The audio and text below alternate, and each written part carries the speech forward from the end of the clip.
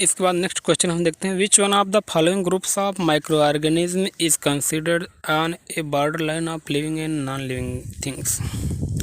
इनमें से जो माइक्रो ऑर्गेनिज्म की लिस्ट दी गई, इनमें से कौन से ऐसे हैं जो कि लिविंग और नॉन लिविंग के बीच की बॉर्डर लाइन माने जाते हैं, यानी क्या एक कनेक्टिंग लिंक है, लिविंग और नॉन लिविंग के बीच में माने जाते हैं कि बॉर्डर पर हैं कि जो जुड़ते हैं। तो यहाँ पर वायरसेज दिया है, बैक्टीरिया दिया है, प्रोटोजोआ दिया है, एल्गी दिया है, नन ऑफ दीज हैं। ये हम देख सकते हैं कि इसमें से कौन से ऐसे हैं कि जो कनेक्टिंग लिंक में माने जाते हैं कि लिविंग और नॉन लिविंग के बीच की कनेक्टिंग लिंक माने जाते हैं। तो यहाँ पर देख सकते हैं हमारा करेक्ट ऑप्शन क्या होगा, वायरसेज, क्योंकि वायरसेज को लिविंग और नॉन लिविंग में सजीव और निर्जीव के बीच की कनेक्टिंग लिंक माना जाता है। ये ना तो निर्जीव होते हैं, ना सजीव होते हैं, ना लिविंग होते हैं, ना नॉन लिविंग होते हैं, क्योंकि जब इन आउटसाइड ऑफ सेल होते हैं तब ये नॉन लिविंग की तरह फंक्शन करते हैं, लेकिन जैसे ये सेल के अंदर इंटर करते हैं ये लिविंग की तरह फंक्शन करने लगते, परफॉर्म करते हैं। इस प्रकार हमारा करेक्ट ऑप्शन क्या होगा, ए होगा। नेक्स्ट क्वेश्चन हम देखते हैं 29, which one of the following crop does not require nitrogen fertilisers, nitrogenous fertilisers. इनमें से कौन सी क्रॉप ऐसी है जिससे नाइट्रोजनस फर्टिलाइजर्स की रिक्वायरमेंट नहीं होती। यहाँ व्हीट दिया है, मिलेट दिया है, बीन्स है, पैडी हैं। तो हम देख सकते हैं कि व्हीट को नाइट्रोजन की काफ़ी रिक्वायरमेंट होती है, वहीं पर मिलेट है, मिलेट को रिक्वायरमेंट भी इसको काफ़ी नाइट्रोजन की होती है, पैडी है इसको भी होती है। तो यहाँ एक ऑप्शन ऐसा बचता है व्हीट। व्हीट को हम जानते हैं कि लेग्यूमिनस प्लांट का, लेग्यूमिनस प्लांट वाले जितने भी होते हैं लेग्यूमिनस प्लांट फैमिली के, इनको नाइट्रोजन की रिक्वायरमेंट नहीं होती, नाइट्रोजनस फर्टिलाइजर्स की रिक्वायरमेंट नहीं होती, क्योंकि इनके रूट्स के नोड्यूल्स में बैक्टीरिया पाए जाते हैं, नाइट्रोजन फिक्सेशन बैक्टीरिया जैसे हम कहते हैं राइजोबियम लेगुमिनेसियम। ये क्या करते हैं, एटमॉस्फेरिक नाइट्रोजन को कलेक्ट करके प्लांट को प्रोवाइड कराते हैं। तो इस प्रकार से इन्हें नाइट्रोजन फर्टिलाइजर्स की रिक्वायरमेंट नहीं होती। नेक्स्ट है, विच one of the following turns alcohol into acetic acid. इनमें से कौन सा ऐसा बैक्टीरिया है, कौन सा ऐसा माइक्रो ऑर्गेनिज्म है जो कि एल्कोहल को एस्टिक एसिड में कन्वर्ट कर देता है। तो इसके बारे में हमें देखना है। पेनिसिलियम, पेनिसिलियम जो बैक्टीरिया है, पेनिसिलियम क्या करता है, ये पेनिसिलिन इसे हमें मिलते हैं। इस प्रकार से हमारा एक ऑप्शन इनकरेक्ट होगा, एस्टोबैक्टर। एस्टोबैक्टर यहाँ हमारा करेक्ट ऑप्शन है, क्योंकि एस्टोबैक्टर जो बैक्टीरिया होता है ये एल्कोहल को एस्टिक एसिड में कन्वर्ट कर देता है। इस प्रकार से हमारा करेक्ट ऑप्शन क्या है, azotobacter means option B correct option है। और फिर देखते हैं मॉस्किटो। हम जानते हैं मॉस्किटो से मलेरिया होता है, क्योंकि ये जब बाइट करते हैं तो हमारे अंदर प्लाज्मोडियम को इंटर करा देते हैं। साल्मोनेला टाइफी टाइफाइड फैलाता है। इसे ये देख सकते हैं कि हमारे लिए इस प्रकार से तीनों डिजीज़ काजेटिंग एजेंट हैं। बट यहाँ एस्टोबैक्टर जो बैक्टीरिया है हमारे बॉडी में क्या करता है, ऐसा कुछ भी नहीं करता, बल्कि ये क्या करता है, एल्कोहल जो होता है एल्कोहल को एस्टिक एसिड में कन्वर्ट कर देता है। इसका यूज इंडस्ट्रियल पर्पज से किया जाता है, जहाँ एल्कोहल से एस्टिक एसिड लार्ज स्केल पर बनाया जाता है। नेक्स्ट है 31, विच one of the following is caused by bacteria. इनमें से कौन सी ऐसी डिजीज है जो बैक्टीरिया के द्वारा काज की जाती है। तो यहाँ पर दिया है मिसेल्स मीन्स खसरा, polio, cholera, dengue, none of this. इनमें से कौन सा, कि मलेरिया, मिसेल्स जैसा हम जानते हैं वायरल डिजीज है, वायरल है और कम्युनिकेटिव डिजीज ये भी है। पोलियो भी वायरल डिजीज है, डेंगू भी वायरल डिजीज है। बट यहाँ कॉलरा जो होता है ये वायरल डिजीज ना होकर बैक्टीरियल डिजीज है, इसलिए इसे एक बैक्टीरिया के द्वारा होता है, इसलिए हमारा करेक्ट ऑप्शन क्या होगा, कॉलरा। कॉलरा होता है विब्रियो कॉलेरी के द्वारा होता है। इस प्रकार से हमारा करेक्ट ऑप्शन सी होगा। अब इसके बाद हम देखते हैं 32 में, identify the disease and it's causative agent on the basis of given symptoms. कि यहाँ लक्षण, यहाँ सिम्टम्स दिया है, डिजीज दिया है, बीमारी दिया है और इसके लक्षणों को भी दिया है, जिसके आधार पर हम इस क्या करते हैं, कॉजेटिव एजेंट को, मीन्स जो बीमारी फैलाने वाला एजेंट, उसको पहचानना हमें। फर्स्ट है small yellow spots formed on upper and lower layer of leaves. पत्ती की ऊपरी और निचली सतह पर क्या होते हैं, छोटे पीले रंग के धब्बे बन जाते हैं। Disease area lies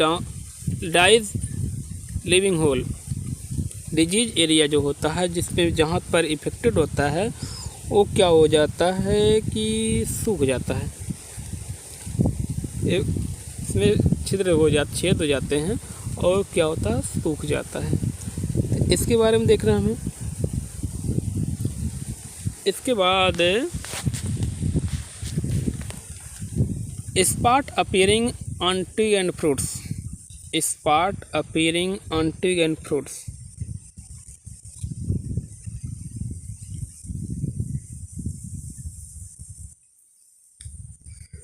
spot appearing on trees and fruits, फलों और टहनियों पर क्या होता है, टहनियाँ पतली डालें, स्मॉल ब्रांचेस, उन पर क्या हो जाते हैं, धब्बे दिखाई देने लगते हैं। तो इनमें से दिया है कि यहाँ पर ऑप्शन क्या होगा, yellow vein mosaic virus. First yellow vein mosaic virus है एक करेक्ट ऑप्शन हमारा है, ये भी फर्स्ट का ए होगा। सेकंड है spot appearing, second diseased area lied living hole. तो इसका किससे करेक्ट ऑप्शन, इसका मैचिंग क्या होगा, इसमें से हम देख रहे हैं करेक्ट ऑप्शन इसका भी यहाँ मिल जाता हमें, रस्ट ऑफ फीट, ये भी मिल गया। थर्ड है इसको हम, इसका मैचिंग यानी फर्स्ट का मैचिंग, फर्स्ट की मैचिंग हम किससे कर सकते हैं, फर्स्ट की मैचिंग हम यहाँ ए से कर रहे हैं और सेकंड की मैचिंग हमें मिल गई रस्ट ऑफ इट, से मिल जाता है। और spot appearing on twigs and fruits, फल पर और टहनियों पर क्या होते हैं, धब्बे बन जाते हैं। एक कौन सी डिजीज है, यहाँ इसको हम देखना है। तो इसके बारे में इसे हम देख सकते हैं, ये डिजीज कहाँ है, ये मिल जाती है विल्ट ऑफ टोमेटो, टमाटर का झुलसा रोग, जिसे हम विल्ट ऑफ टोमेटो, ये फंगस के द्वारा होता है। स्मार्ट और फर्स्ट को spot, small yellow spots form upper and lower surface layer of leaves, एक क्या है, येलो वेन मोज़ेक डिजीज है, इससे वायरस के द्वारा होता है। नेक्स्ट सेकंड क्या था, disease area dies living hole, जो बीमारी डिजीज अफेक्टेड एरिया होता है, क्या होता है कि उसमें होल जैसा, छिद्र जैसा हो जाता है और पत्तियां जो होते हैं वो क्या होता है, गिर जाती हैं, वो एरिया मर जाता, मीन्स सूख जाता प्लांट का। ये डिजीज क्या है, रस्ट ऑफ फीट, गेहूं में क्या होता है, रस्ट डिजीज होता है जो फंगस के द्वारा होता है। और यहाँ पर जो कौन सा ऑप्शन जो नहीं मैच कर रहा है, इसमें क्या हमारा ऑप्शन बी है। बी यहाँ साइट्रस कैंकर जो होता है बैक्टीरिया के द्वारा होता है, यहाँ पर ये नहीं है।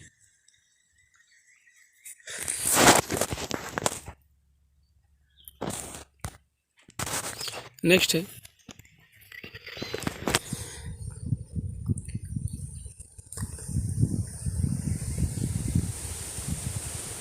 Beans and peas are preferably grown in nitrogen deficient soil because. बीन्स और जो पी होती है, मीन्स बीन्स और मटर जो होती है, ये कहाँ उगाई जाती है कि ऐसी मिट्टी में उगाई जाती है, इसको प्रेफर किया जाता है जिसमें सॉइल की, जिसमें नाइट्रोजन की डिफिशियंसी होती है, नाइट्रोजन कम होता है। अब यहाँ दिया है, रीजन दिया है, इनमें से हमें देखना है कि कौन कौन से करेक्ट ऑप्शन है। They absorb most of the nitrogen from the soil, कि वे क्या करते हैं, अधिकतम नाइट्रोजन सॉइल से क्या करते हैं, एब्जॉर्ब कर लेते हैं।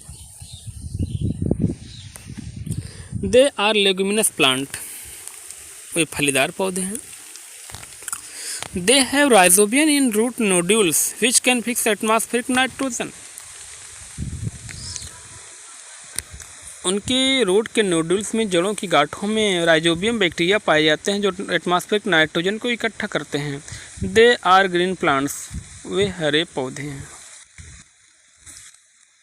तो इनमें से कौन सा करेक्ट ऑप्शन होगा, इसे हमें देखना है।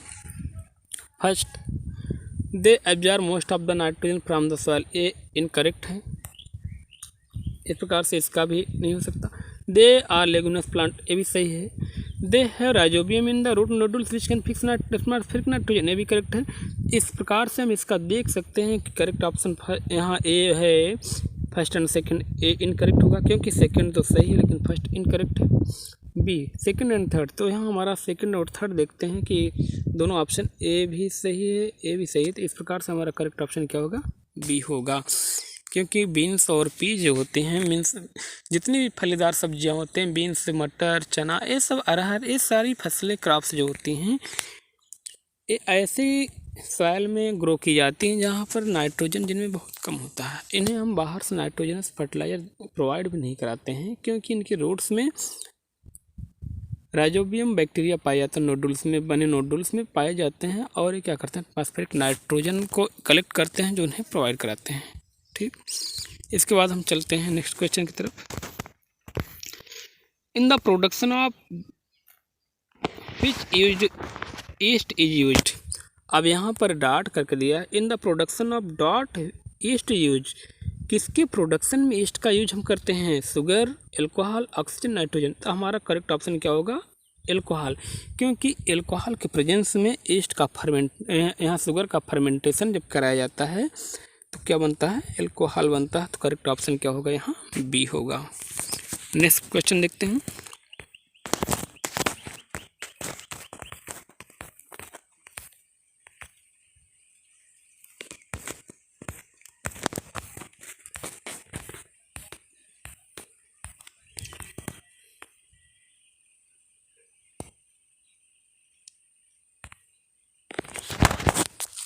Bacillus anthracis was discovered by Alexander Fleming, Edward Jenner, Robert Koch, Louis Pasteur, none of these. तो बैसिलस एंथ्रेसिस, एंथ्रेस फैलाने वाला बीमारी बैक्टीरिया है। तो इसकी डिस्कवरी किसके द्वारा की गई थी, तो यहाँ हमें देखना है कि किसके द्वारा की गई थी कि बैसिलस एंथ्रेसिस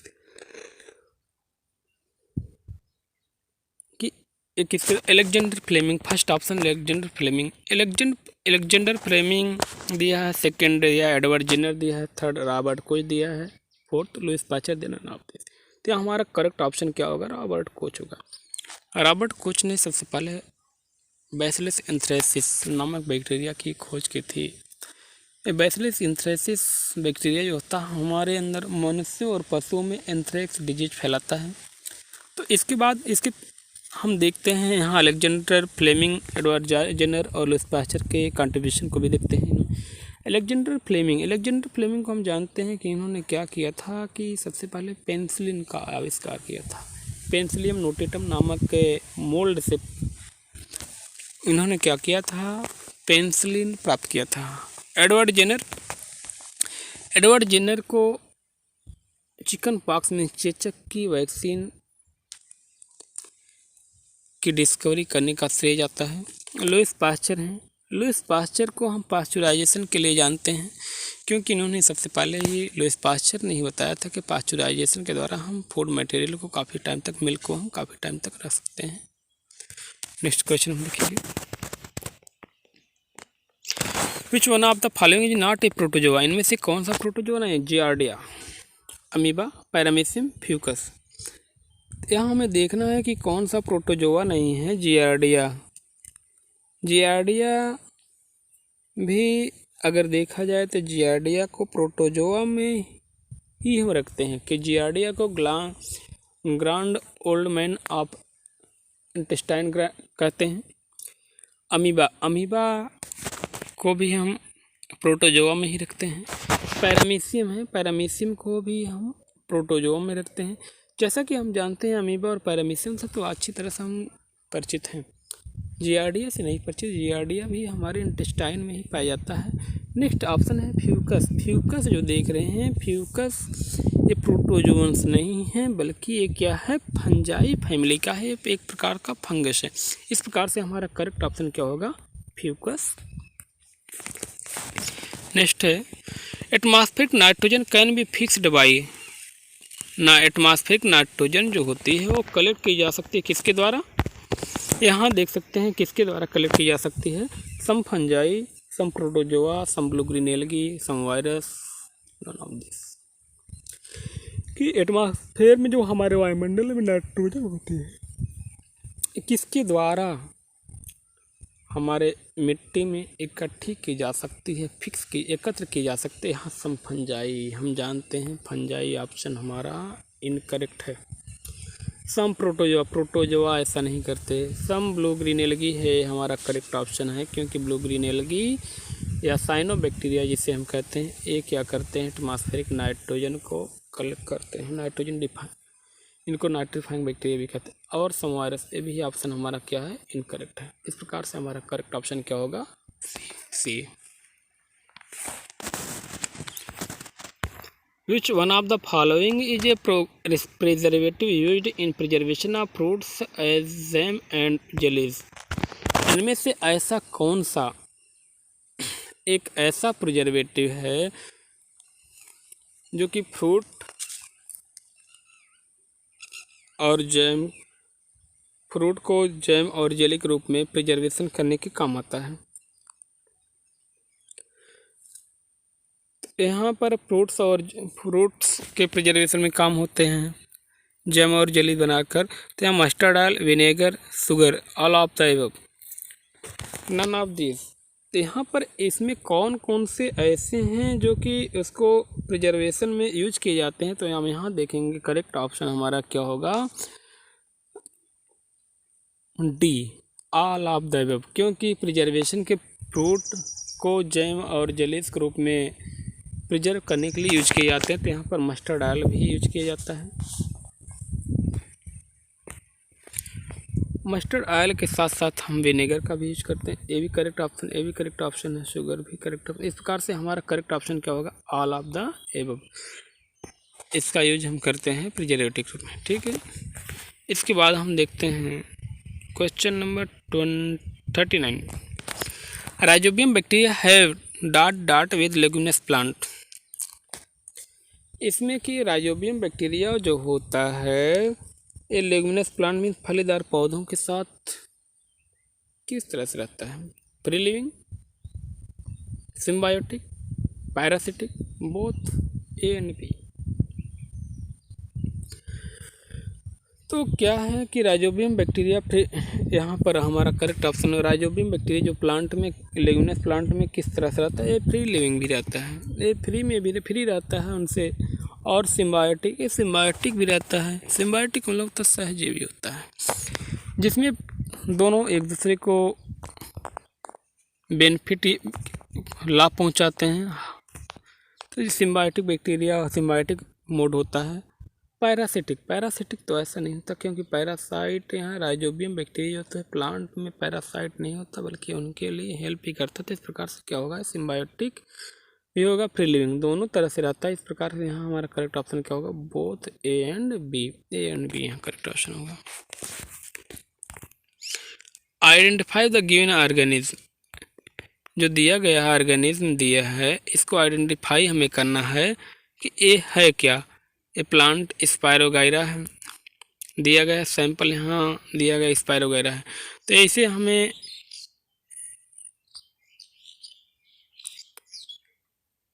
देखना है कि ये है क्या, क्लेमाइडोमोनास है, फिलामेंटस एल्गी है, पैरामीशियम है, जियार्डिया है, नन ऑफ दिस। इसमें करेक्ट ऑप्शन क्या है, तो यहाँ पर हमारा करेक्ट ऑप्शन क्या होगा कि यहाँ पर हमारा करेक्ट ऑप्शन होगा फिलामेंटस एल्गी। करेक्ट ऑप्शन हमारा फिलामेंटस एल्गी है, क्योंकि स्पायरोगाइरा एक प्रकार से फिलामेंटस एल्गी होता है, जो हम अपने आसपास बहुत सारे स्थानों पर, तालाबों में देखते हैं, ठीक। इसके बाद यहाँ इस प्रकार से हमारे क्वेश्चन आज समाप्त होते हैं। फिर नेक्स्ट टॉपिक पर हम इसका पार्ट 3 नेक्स्ट वीडियो में लाएंगे।